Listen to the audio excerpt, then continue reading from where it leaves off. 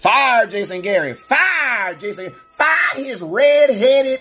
That's all I'm hearing right now, man. What up with y'all, man? It is your boy West Coast, man. So, yo, the Dallas Cowboys fell again last night to the New York Jets. We are currently 3-3, and the whole entire Dallas Cowboy Nation wants to fire Jason Garrett. So I need to ask you guys, for all my fire Jason Garrett in the middle of the season, guys, my question is this. Do you want to fire Jason Garrett as bad as you want to win a Super Bowl?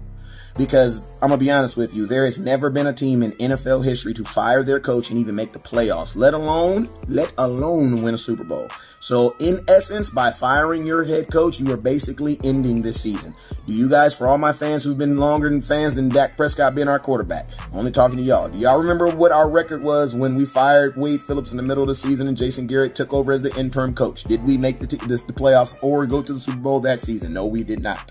All right, so basically what I'm saying is this is not high school. You do not fire your head coach and then they all get inspired like the movie Miracle and they're out there just doing stuff that they never did before. Like nobody's going to run faster, hit faster, catch better balls or even kick the ball better.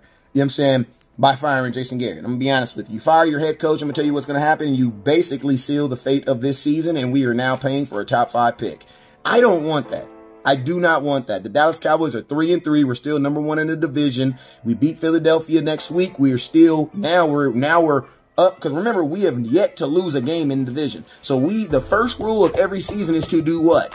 To win your division so you can get that home playoff game. No matter what, if the season was to start right now, the Dallas Cowboys would have the division and we would have a playoff game at home.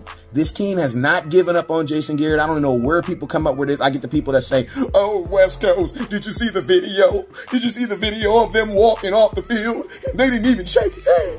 They didn't even shake his hand, West Coast. Well, I'm going to tell you right now, I was so pissed off yesterday. I didn't even eat the dinner my wife cooked. Didn't eat it. And she cooked meatloaf.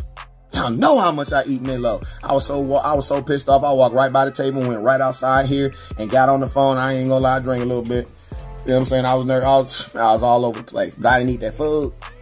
Now, did I lose respect for my wife because I didn't eat her food? No, I didn't. I did not do that. I did not do that. I just wasn't feeling it at that very moment.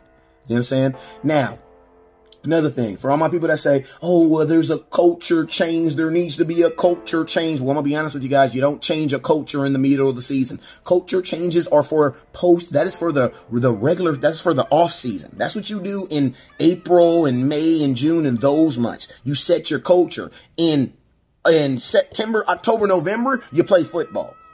And do I want to fire Jason Garrett the Monday before we play the divisional rivals, Philadelphia Eagles? Absolutely not. No, I don't. I'm going to be honest with you guys. Like, I'm not saying give Jason Garrett a break, but what I am saying is you guys should be equally as mad at maybe the guy who called the 3rd and 11. I don't know.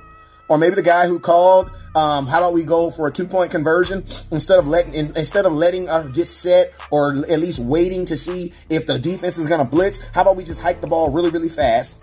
And then before we even hike the ball, how about we motion Zeke all the way out the picture so the defense knows exactly what we're doing?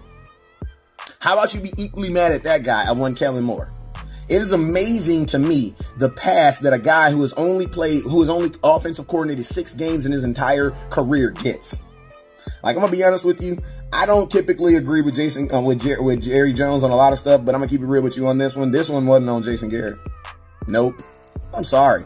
And I just don't believe all that the team has given up on Jason Garrett. Well, just think of this. We've lost 3 games for a total of, I think, 10 points. We lost 1 game by 3 points to a team at their house who will be in the playoffs. We lost another game by, I think, 8 points by a team that will be in the playoffs, who also has one of the arguably best quarterbacks ever playing football. Then we did lose to a bad team yesterday, I admit, yeah. But keep it 100, like, at the beginning of the season, you guys asked West Coast, what do you think our record is? My record, I said, I think we're going to go 12-4 question marks. And I'm going to be honest with you, we have lost to 2 of those question marks. You know what I mean? Like, you're playing great teams. Saints were a good team. Packers were a good team. This team we played yesterday, that was not a good team. That is only our one bad loss, I'm going to be honest with you, because they were not a good team. We made them a good team. But yeah, man, I just feel that, you know what I'm saying, that if you're going to be mad at Jason Garrett, you need to be equally mad at those position coaches, because I could count on both my hands, and I'll give myself 2 for this finger.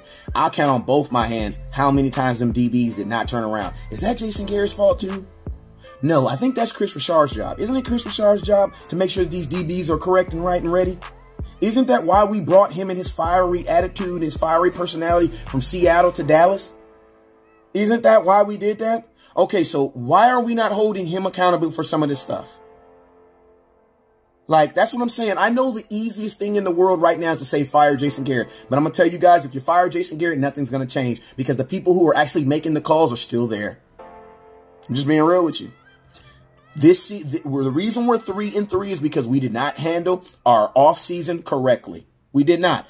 Our biggest problems, let's think about this. The biggest problems we had in that Rams game was what? We couldn't score points and we couldn't stop the run. That's why we did not advance onto New Orleans in the playoffs last year. So what did we do to fix that? Well, to help us score points, we brought in an offensive coordinator who had never offensive coordinator in the NFL. And we expect for him to have no hiccups. Okay, whatever. That doesn't sound realistic. And then to stop the run, we drafted a guy who had a 4th-round draft pick grade. And we drafted him in the 2nd round in hopes that he is just going to just miraculously underweight fill all of our holes on the defensive line. I'm sorry, it's not going to happen that way. You know what I'm saying? It doesn't work that way. Yesterday was a team loss. I'm putting this on them position coaches. I'm Chris Richard's DBs not turning around. I'm also putting it on my offensive coordinator for calling them dumb plays on the 3rd and 2, the 3rd and 11, and the goddamn 2-point conversion. And I mean, what about the elephant in the room? I'm going to make a video on that. What about the elephant in the room about why my quarterback refuses to run on 3rd down? So yeah, man, I'm going to tell you this. I don't get it just as much as y'all don't get it, but I know this, man. Firing your head coach ain't going to do nothing but doom my season, and that's not what I want. So you already know what it is. Never look down because the stars up. Peace.